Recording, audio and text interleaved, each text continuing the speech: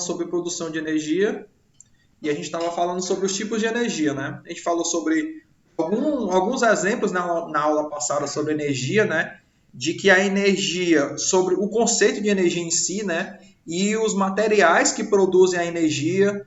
Aí eu falei para vocês que a energia é aquele conceito que vem da física, né? É um pouco difícil de definir, mas eu acredito que o José já tenha falado com vocês sobre gasto de caloria, gasto calórico, certo? Tudo isso vem o quê? Vem de energia, né? A energia ela pode significar tudo que é transformado em calor, em trabalho mecânico, ou em luz, ou movimento de uma máquina. O José, ele vai para o lado do calor, né? Ele até fala lá de calorimetria, eu tenho quase certeza que ele já falou isso com vocês, né? Sobre o uso de energia para queima o queima do calor do combustível humano, né? A gente falou um pouco sobre o que seria o combustível humano, né? Todo alimento que a gente come. Não sei se vocês já perceberam que na embalagem tem lá a caloria, né? Ah, esse produto aqui tem tantas calorias. Caloria vem de calor que vem de energia, certo? Então, quanto mais um alimento for calórico, mais energia aquele alimento vai ter. Mas, professor, eu já vi na televisão que diz que se a gente comer um alimento com muita caloria, a gente tende a engordar, né? Por que a gente tende a engordar? Alguém sabe dizer? Porque nós temos tipo, o tanto de caloria que nós gastamos no nosso dia, normalmente, se nós comer acima dessa tanto de caloria, acaba que essa que sobra vai virando gordura. A cada 9.000 calorias se torna 1 quilo de gordura, mais ou menos. Exatamente, viu, Caleb? O nosso Aí, se corpo... você quiser emagrecer, você tem que consumir menos do que você gasta e normalmente você vai emagrecer. É assim que se faz. Que aí é déficit calórico e superávit calórico. Exatamente. É Cariani, né? Aí, assistindo muito Cariani, né? É, É exatamente isso. O nosso corpo, ele é adaptado para ter reserva de calor, né? De calorimetria, reserva de combustível, que no caso seria a gordura, né? A gente vê que nos povos antigos, como a gente viu lá como vocês viram com o Tiago, os povos eram nômades e nem sempre tinham comida. Então o nosso corpo é adaptado para segurar a energia, né? Em forma de gordura, para quando a gente for precisando usar a gente vai queimando essa gordura, aí a gente vai emagrecendo. Como o Caleb falou, para a gente não engordar, a gente tem que gastar mais calorias do que a gente consome, certo? Por isso que as pessoas que fazem musculação, fazem alguma atividade física, elas tendem a emagrecer, porque ela está gastando mais caloria do que ela está consumindo, certo? E isso também é um tipo de energia. Aí na aula passada a gente falou um pouco sobre as fontes renováveis, né? As fontes renováveis e as fontes não renováveis. Falamos que as não renováveis são aquelas fontes de energia que demoram milhões de anos para serem produzidas, né? Lembrando aqui, pessoal, que dessas não renováveis, que o carvão mineral é muito diferente daquele carvão que a gente compra para fazer churrasco, para fazer uma feijoada, para botar no fogão a lenha, certo? Aquele carvão ali é o carvão vegetal, que o pessoal faz a partir das árvores. O carvão mineral é uma rocha, certo? É uma rocha que demora milhões de anos para ser feita e é um tipo de material que libera muito mais calor do que o carvão vegetal, certo? É tanto que o carvão mineral não é nem utilizado para o consumo doméstico. A gente não vai fazer um churrasco com carvão mineral, porque a energia que ele libera é muito forte. O carvão mineral é muito utilizado para indústrias ainda, né? Por indústrias ou para fazer energia do carvão, transformar em energia elétrica, certo? Então, esses tipos de fontes não renováveis são as fontes que demoram muito tempo, né, para se renovar, demoram cerca de milhões de anos. E as renováveis é o contrário, né? Elas demoram pouco tempo para se renovar. Ou então está em muita abundância no planeta. Por exemplo, a energia solar, né?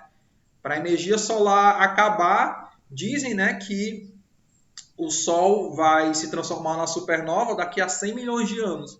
Então a gente tem energia solar pelo menos pelos próximos 100 milhões de anos, né? A energia eólica também depende muito do equilíbrio do planeta, né? A biomassa, que é a partir da massa orgânica que a gente produz, A hidroeletricidade, que é o tipo de energia que o Brasil utiliza muito, né, ainda. Hidro, né, já está dizendo, ó, hidro vem de água, né? É a eletricidade que é formada a partir da água, a partir das usinas hidrelétricas, certo?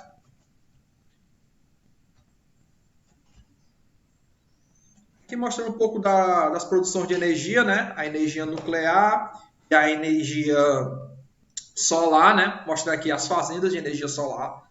Olha a quantidade de placas, né? Aqui, ó, a gente mostrou até a diferença, ó. A energia nuclear, a gente vê que precisa de muito menos espaço, né, para você produzir energia nuclear do que uma energia solar. Olha o tamanho da área que é utilizada para as pessoas conseguirem captar a energia do sol. E a energia nuclear já é menor, certo? É uma área menor. Mas, em compensação, a energia nuclear, você precisa de muita tecnologia. Você precisa dominar uma tecnologia grande para produzir, transformar, né, o plutônio em energia elétrica, certo? Não são todos os países que têm, né, essa tecnologia. Mostrando um pouco da produção de energia no mundo, né? Nos anos 2000, ó, ainda 39% do mundo utilizava a energia a partir do carvão, né? Só 17% através de hidrelétricas, 17% nuclear, 17% gás natural e outras fontes, né? Eram apenas 2%, né? Outras fontes como a energia eólica, como a energia solar, como a gente estava falando. Aí, as fontes de energias não renováveis são aquelas que demoram muito tempo, né, para se formar, como a gente estava falando, um tempo geológico, cerca de 100 milhões, 150 milhões de anos, e elas são as maiores poluidoras, né? Elas são são as mais utilizadas do planeta, mas são as que poluem mais. Alguém sabe dizer por que, que a energia... A gente já falou, acho que no primeiro ano, né? Falamos. Por que, que esse combustível fóssil é poluente? Por que, que polui o meio ambiente? Alguém sabe dizer? Por causa do CO2. CO2, né? Quando você liga lá a sua moto, né? Você está ligando lá o seu carro, está soltando uma fumaça, né? Aquela fumaça preta que está saindo ou de uma chaminé de uma fábrica ou de uma descarga de uma moto, de um carro, aquilo ali tem dióxido de carbono, né? Que é o CO2. Aquele dióxido de carbono, pessoal, ele é um gás que, além de fazer mal no nosso sistema respiratório, se você respirar muito... Ei, Roberto. Oi? Então, aquela fábrica de caju que tem na Misterral, de castanha, quer dizer, que tem na Misterral polui, porque sai fumaça direto, né? Sim, polui muito. Aquela fábrica de castanha da Misterral, eu acho que ela já tem quase 100 anos. Ela é eu não sei como é que ela está agora, mas ela utilizava antes carvão mineral para produzir a queima da castanha, né? Eu acho que ela fazia o óleo da castanha e fazia também a castanha em si, né? Polui, essas são as que são mais poluentes, né? Quanto mais você utiliza um combustível fóssil mais puro, maior vai ser o nível de poluição. Por exemplo, se você utilizar o álcool, né? O álcool não, o etanol. Não, acho que não. O álcool e o etanol eles não vêm da gasolina, não vêm do petróleo, certo? Vem de fontes não renováveis, como a cana-de-açúcar. Mas se você utilizar o diesel e a gasolina, o diesel ele já é o refúgio da gasolina, né? Não sei se o Rogério já explicou para vocês. Acho que o Rogério já explicou, não, para vocês como é que é formado os combustíveis a partir do petróleo. Ele já falou, vocês lembram? Eu lembro dele falando do etanol, assim, que é feito da cana-de-açúcar, mas dos outros não lembro não. Como é que eles fazem? O petróleo ele tem o ponto de ebulição. Alguém lembra o que seria um ponto de ebulição? Pessoal aí do laboratório, que vocês participaram. O que seria o ponto de ebulição? Alguém lembra? Por exemplo, quando a mãe da gente coloca o leite no fogo, né, e pede pra gente olhar o leite no fogo, aí, menino, fica olhando esse leite aí pra ele não derramar. Fica olhando ele aí que daqui a pouco o leite vai subir e ele vai apagar antes dele derramar, né? O que seria esse do leite, ó? Esse do É o leite vapor, né, não? é o vapor também, mas você vê que ele sobe, né? Ele não sobe junto. Não é É só o porque é vapor. do estádio líquido para um estádio tipo, mais grosso, vai ficar denso, tipo assim.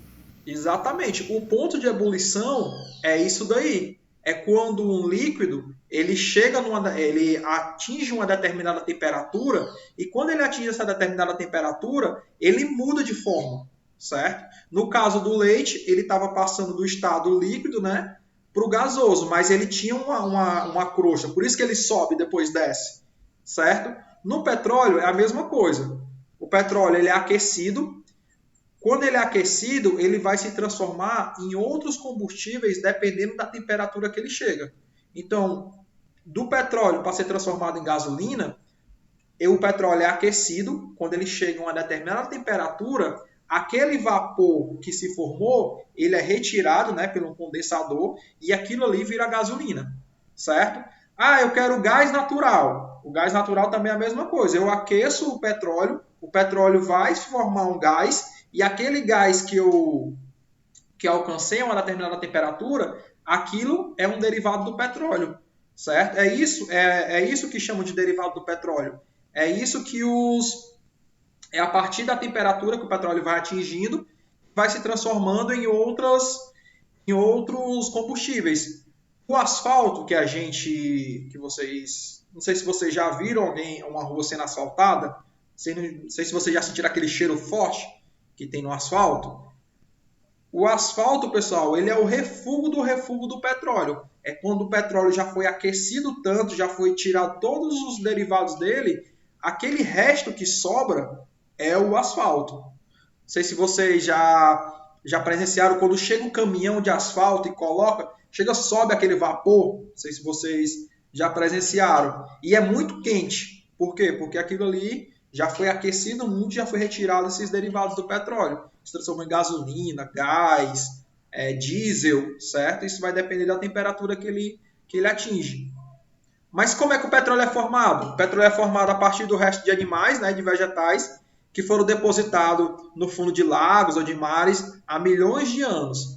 Então, há milhões de anos, esses animais que morreram, vegetais, as camadas foram se acumulando, né, de areia, e esses animais eles foram sendo decompostos bem devagar, certo? Eles foram sendo decompostos lentamente. E isso vai mudando a propriedade química deles. Aí, com o passar dos milhões de anos, esse material vai se transformar em hidrocarboneto, né? Que é o elemento do petróleo. E o petróleo, além de poluir a atmosfera através da queima, né, do uso do combustível, o petróleo também polui as águas do mar, dos rios, provocando danos ambientais e ao sistema local. Ele vai poluir a água do mar e dos rios quando acontece aqueles acidentes, né, de vazamento de petróleo, de cargueiro, de explosão de usina de petróleo, de mineração de petróleo quando dá errado, certo? Ele vai poluir os rios dessa forma. Por exemplo, aqui, ó, aqui é uma plataforma de petróleo sendo utilizada para explorar petróleo na rocha, né? Porque aqui, ó, pessoal, essa plataforma aqui, ela tem uma broca, né, nessa ponta aqui. Aqui é onde sai o gás metano, né? E além do gás metano, sai também o gás do petróleo em si, né? O GNV. Aí, pessoal, essa broca aqui, ó, ela atravessa toda a parte da água até chegar na rocha, né? Porque lembrando que o petróleo, ele está depositado entre as rochas, está numa camada mais abaixo, certo? Até falam do pré-sal, né? O que seria o petróleo do pré-sal, que dizem que o Brasil ia ser um dos maiores exportadores do mundo de petróleo. Esse petróleo que está no pré-sal é nada mais do que aqui está a plataforma, né? Embaixo tem a camada de água, né, que é o oceano. Quando você termina a camada de água, você encontra um bloco de sal, certo? É uma camada bem grossa de sal, que é bem difícil de você conseguir escavar essa camada de sal. Abaixo da camada de sal é que tem a camada de petróleo, certo? É por isso que dizem que é do pré-sal, né? É porque está antes do sal, certo? Na sequência vem a água, né? Vem o sal e embaixo vem o petróleo. beleza?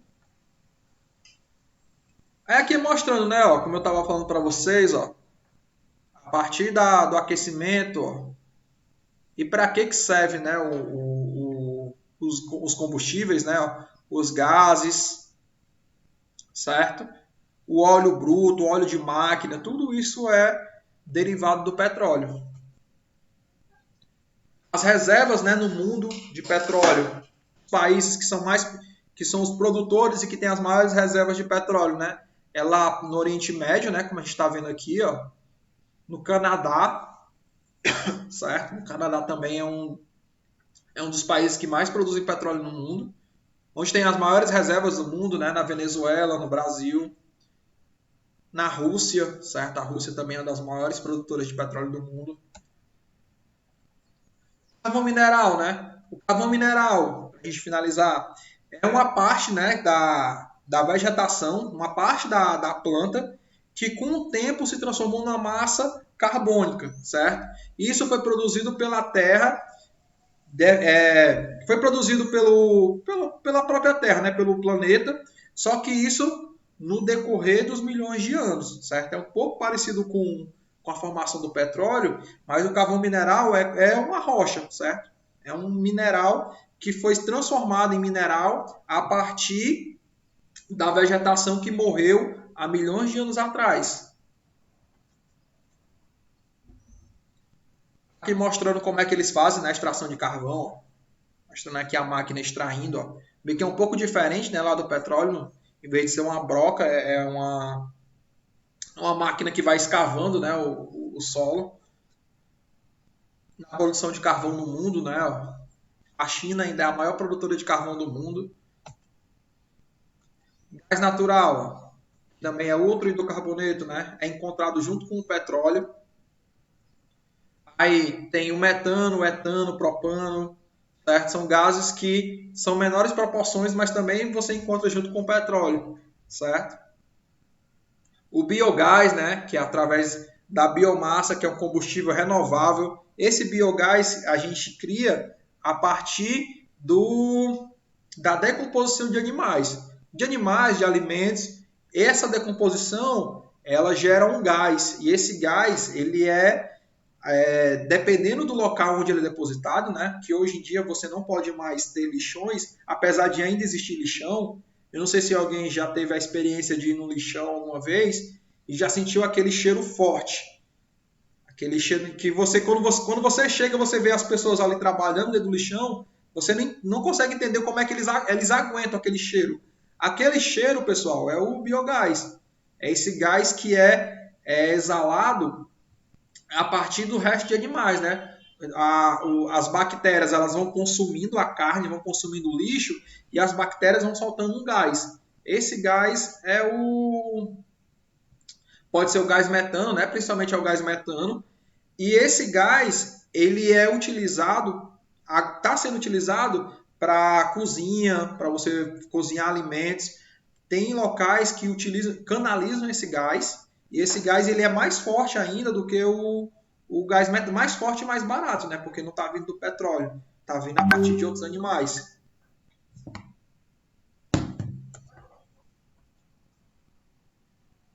Ó, o gás natural, como é que ele é transportado, né?